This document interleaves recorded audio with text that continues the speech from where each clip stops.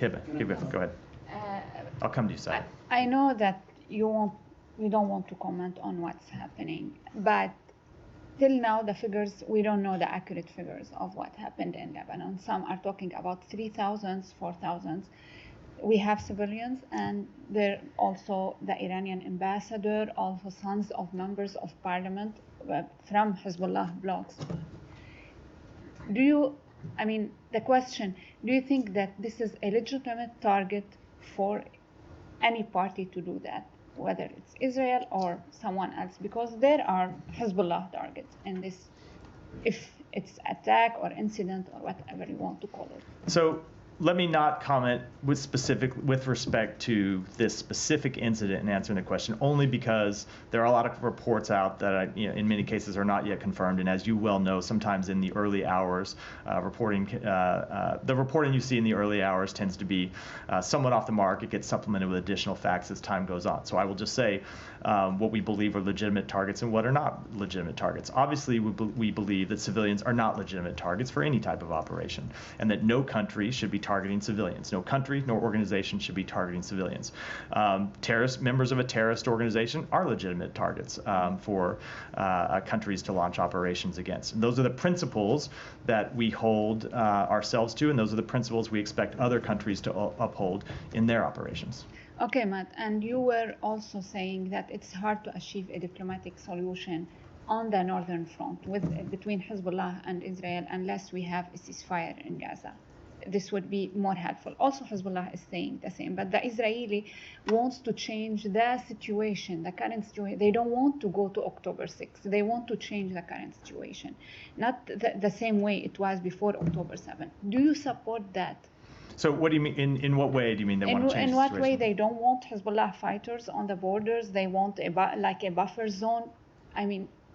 Are you able to achieve that? So we do want to see Hezbollah fighters withdraw from the border and agree to the parameters of the UN Security Council resolution that was passed some time ago, which they have been in violation of. So we do want to see that. That is absolutely true and has been our policy for some time.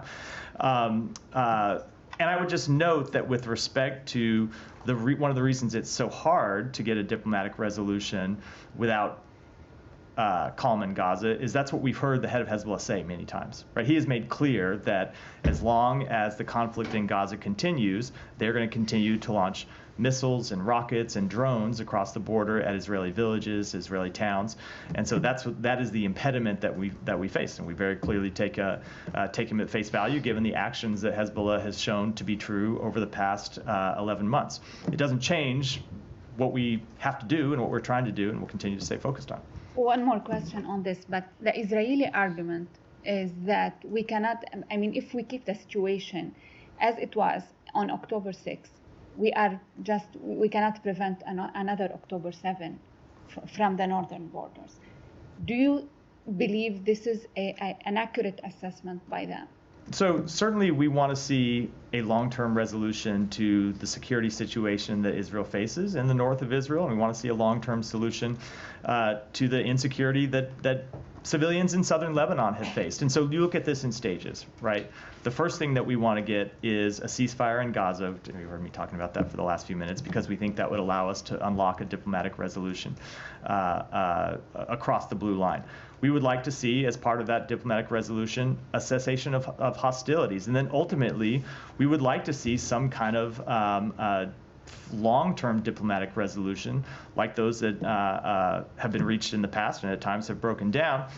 I'm not going to get into the details because those are the things that we would have to negotiate, but it all starts with a ceasefire in Gaza, and that's what we're working on. But to answer your question fundamentally, we don't want to see a situation where Israeli families in northern Israel are living in constant fear of their lives from terrorist attacks. We do want to see that situation change. The question is how you get there, whether you get there through a diplomatic resolution or whether you get there through military action, and it continues to be our firm belief that the best way to do it is through a diplomatic resolution. Matt, a follow-up on this too. I promise I'd come to you, then you, Michelle. Go ahead.